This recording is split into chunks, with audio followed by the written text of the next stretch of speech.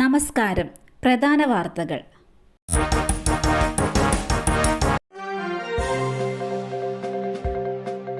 മിൽമ പാലിന് വില കൂട്ടാൻ സാധ്യത. തീരുമാനം ഈ മാസം. പാൽ, ചായ, കാപ്പി പ്രിയർക്ക് ഇരട്ടി ആഘാതമായി മിൽമ പാൽ വില കൂട്ടിയേക്കും. ഓണത്തിന് ശേഷം ഇക്കാര്യത്തിൽ തീരുമാനമുണ്ടാകും. ഉൽപാദന ചെലവ് വർദ്ധിച്ചതോടെ പാൽ വില കൂട്ടണമെന്ന ആവശ്യം കർഷകർ ഉയർത്താൻ തുടങ്ങിയിട്ട് നാളേറെയായിരുന്നു. ലിറ്ററിന് 4 രൂപ മുതൽ 5 രൂപ വരെ വർദ്ധിക്കുമെന്നാണ് റിപ്പോർട്ട്. സെപ്റ്റംബർ 15-ന് തിരുവനന്തപുരത്ത് ചേരുന്ന മിൽമ ഫെഡറേഷന്റെ യോഗത്തിൽ തീരുമാനമുണ്ടാകും. ഉൽപാദന ചെലവ് കൂടിയതോടെ ആനുപാതികമായി വില വർദ്ധിപ്പിക്കണമെന്ന് മിൽമ ഭാരവാഹികൾ സർക്കാരിനോട് ആവശ്യപ്പെട്ടിരുന്നു.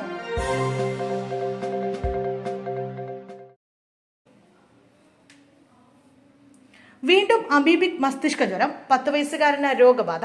സംസ്ഥാനത്ത് ഒരാൾക്ക് കൂടി അമീബിക് മസ്തിഷ്ക ജ്വരം രോഗബാധ. മലപ്പുറം സ്വദേശിയായ 10 വയസ്സുകാരനാണ് രോഗം സ്ഥിരീകരിച്ചിരിക്കുന്നത്. കുട്ടിയെ കോഴിക്കോട് മെഡിക്കൽ കോളേജ് ആശുപത്രിയിൽ പ്രവേശിപ്പിച്ചിരിക്കുകയാണ്. പോലീസുകാരനെ കടത്തിണ്ണയിൽ മരിച്ച നിലയിൽ കണ്ടെത്തി. പട്ടാമ്പി ട്രാഫിക് പോലീസ് ഉദ്യോഗസ്ഥനായ അർജുനാണ് മരിച്ചത്. 36 വയസ്സായിരുന്നു. ഷൊർണൂരിലെ സ്വകാര്യ കെട്ടിടത്തിന് മുന്നിലാണ് ഇന്ന് രാവിലെ ഇയാളെ മരിച്ച നിലയിൽ കണ്ടെത്തിയത്. പാലക്കാട് കൊടുന്തിരപ്പള്ളി സ്വദേശിയായ ഇദ്ദേഹം ഇപ്പോൾ ഷൊർണൂർ പരുത്തിപ്പുറ പോലീസ് ക്വാർട്ടേഴ്സിലായിരുന്നു താമസം. ഷൊർണൂർ സർക്കിൾ ഇൻസ്പെക്ടർ വി രവികുമാറിന്റെ നേതൃത്വത്തിലുള്ള പോലീസ് സംഘം സംഭവസ്ഥലത്തെത്തി പരിശോധന നടത്തി.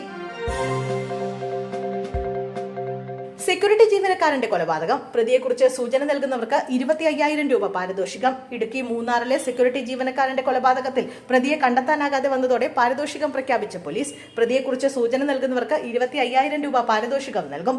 ഓഗസ്റ്റ് 23-നാണ് മൂന്നാർ ചൊക്കനാട് തേയില ഫാക്ടറിയിലെ സെക്യൂരിറ്റി രാജപ്പാണ്ടി കൊല്ലപ്പെട്ടത്. കൊലപാതകം നടന്ന് 10 ദിവസം പിന്നിട്ടിട്ടും അന്വേഷണ സംഘത്തിന് പ്രതിയെക്കുറിച്ച് സൂചന ലഭിച്ചിട്ടില്ല. 18-നും 60-നും ഇടയിൽ പ്രായമുള്ള സ്ത്രീകൾ ഇരയാക്കപ്പെട്ടു. രാഹുലിനെതിരായ എഫ്ഐആർ കോടതിയിൽ. ലൈംഗിക പീഡനാരോപണത്തിൽ രാഹുൽ മാങ്കൂട്ടത്തിൽ എംഎൽഎക്കെതിരെ ക്രൈംബ്രാഞ്ച് എഫ്ഐആർ കോടതിയിൽ സമർപ്പിച്ചു. രാഹുൽ പീഡനത്തിന് ഇരകളായ സ്ത്രീകളെ ഗർഭഛിദ്രത്തിന് നിർബന്ധിച്ചു. 18-നും 60-നും ഇടയിൽ പ്രായമുള്ള സ്ത്രീകളാണ് പീഡനത്തിന് ഇരകളായതെന്നും എഫ്ഐആറിൽ പറയുന്നു. Thiruvananthapuram judicial first class magistrate കോടതിയിലാണ് ക്രൈംബ്രാഞ്ച് എഫ്ഐആർ സമർപ്പിച്ചത്. 10 പരാതികളാണ് പോലീസിന് ലഭിച്ചിട്ടുള്ളത്. ഇതിൽ പലതും ഗുരുതരമാണെന്നും ഒന്നിലേറെ സ്ത്രീകൾ ഇരയാക്കപ്പെട്ടിട്ടുണ്ടെന്നും എഫ്ഐആറിൽ പറയുന്നു. മൂന്നാം കക്ഷികളുടെ പരാതികളുടെയും മാധ്യമ റിപ്പോർട്ടിന്റെയും അടിസ്ഥാനത്തിലാണ് കേസെടുത്തിട്ടുള്ളത്.